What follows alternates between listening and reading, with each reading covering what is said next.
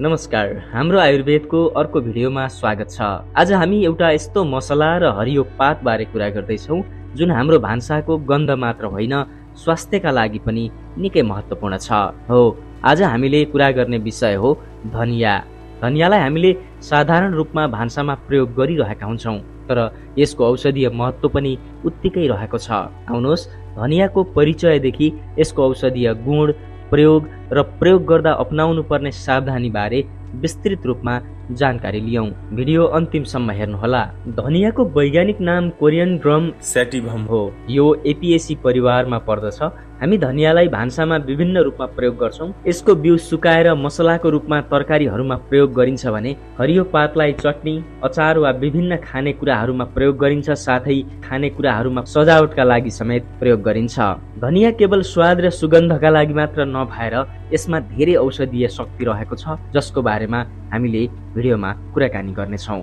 धनियाको सामान्य प्रयोग हामीले भान्सामा तरकारी, दाल, अचार, करी लगायतका वस्तुहरूमा स्वाद बढाउन र सुगन्ध दिन प्रयोग गरिन्छ।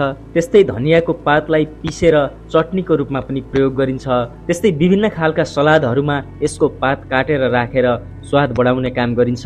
त्यस्तै धनियाको गेडालाई उमालेर बनाइएको धनिया पानीले शरीर शुद्ध बनाउँछ र यसलाई पिउनको लागि प्रयोग गरिन्छ।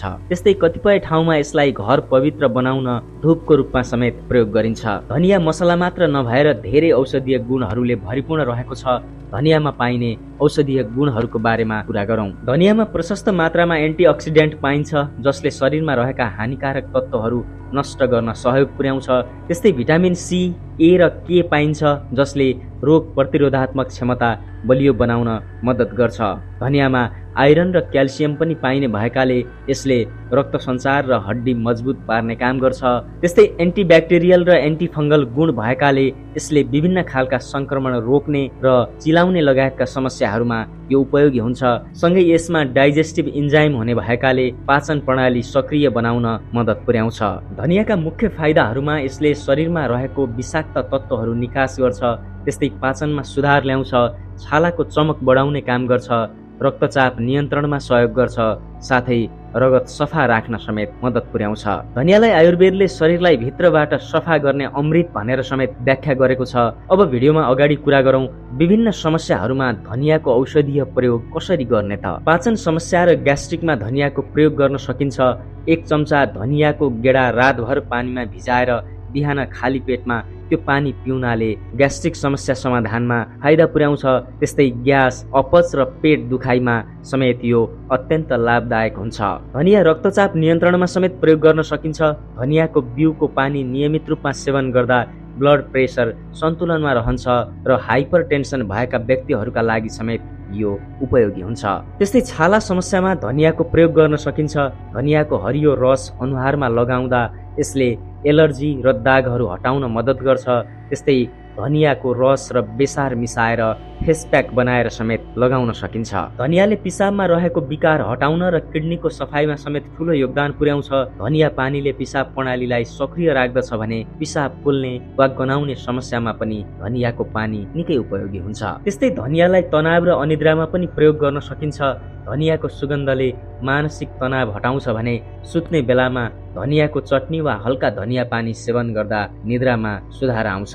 दैनिक रूपमा हाम्रो भान्सामा प्रयोग हुने एउटा मसला जसलाई स्वास्थ्यका विभिन्न समस्याहरूमा समेत औषधिको रूपमा प्रयोग गर्न सकिन्छ। यसका अनेकौं फाइदाहरू छन् र यति हुँदाहुँदै पनि यदि हामीले सावधानीपूर्वक प्रयोग गर्न जानिएन भने यसले उल्टै स्वास्थ्य समस्या निम्त्याउन सक्छ। त्यसकारण भिडियोमा अगाडि कुरा गरौँ धनियाको प्रयोग गर्दा अपनाउनु पर्ने सावधानीहरूको बारेमा। धनियाको अत्याधिक सेवन गर्नु हुँदैन। धेरै मात्रामा धनिया खाँदा एलर्जी वा पाचनमा गडबडी हुन सक्छ। हुन त कुनै पनि खाद्य वस्तु अत्याधिक रूपमा सेवन गर्नु स्वास्थ्यका लागि फाइदाजनक हुँदैन। त्यस्तै ताजा र सफा धनिया मात्र प्रयोग गर्नुपर्छ। धेरै समय भण्डारण गरेको धनियाको बिउको मसला प्रयोग गर्नु हुँदैन र धनियाको पात प्रयोग गर्दा ताजा र राम्ररी धोएर मात्र प्रयोग गर्नुपर्छ। मधुमेहका बिरामीले धनियाको प्रयोग गर्दा धेरै सावधानी अपनाउनु पर्छ। धनियाले रगतमा भएको चिनीको मात्रा धेरै कम गर्न सक्छ, त्यसैले औषधिसँग सन्तुलन मिलाउन जरुरी हुन्छ। धनियालाई मसलाको रूपमा, चटनीको रूपमा हामीले प्रायजसो घरमा प्रयोग गर्दै आइरहेका छौँ, तर धनियाँलाई विशेष समस्यामा विशेष रूपले प्रयोग गर्नुपर्ने भयो भने आफ्नो चिकित्सकसँग सल्लाह गरेर मात्र प्रयोग गर्नुपर्छ। साथै विभिन्न खालका औषधिहरू प्रयोग गरिरहेका व्यक्तित्वहरूले पनि धनियाँको विशेष प्रयोग गर्दा चिकित्सकसँग परामर्श गरेर मात्र प्रयोग गर्नुपर्छ। हामीले दैनिक रूपमा भान्सामा प्रयोग गरिरहेको धनियाँ हेर्दा सामान्य लागे पनि यसभित्र धेरै औषधीय गुणहरू रहेका छन्, जुन कुरा आज हामीले बुझेका छौँ र यसलाई कुन कुन स्वास्थ्य समस्यामा कसरी प्रयोग गर्न सकिन्छ, साथै प्रयोग गर्दा अपनाउनु पर्ने सावधानीहरू के हुन् भन्ने विषयमा पनि हामीले विस्तृतमा कुराकानी गरिसकेका छौँ। धनियाँको बारेमा आजको जानकारी तपाईलाई कस्तो लाग्यो? यदि यो उपयोगी लाग्यो भने भिडियोलाई लाइक गर्नुहोस्, हाम्रो च्यानल हाम्रो आयुर्वेदलाई सब्स्क्राइब गर्नुहोस् अनि यो भिडियो तपाईका आफन्त र साथीभाइको माझमा पनि सेयर गर्न नबिर्सनुहोस्, ताकि उहाँहरूलाई पनि धनियाँको गुणबारे, प्रयोगबारे र प्रयोग गर्दा अपनाउनु पर्ने सावधानी बारे ज्ञान मिलोस्। हाम्रो आयुर्वेदको अर्को भिडियोमा हामी यस्तै कुनै अर्को खाद्य वस्तु वा जडीबुटीको बारेमा विस्तृत जानकारी लिएर उपस्थित हुने नै छौँ। स्वस्थ रहनुहोस्। नमस्कार।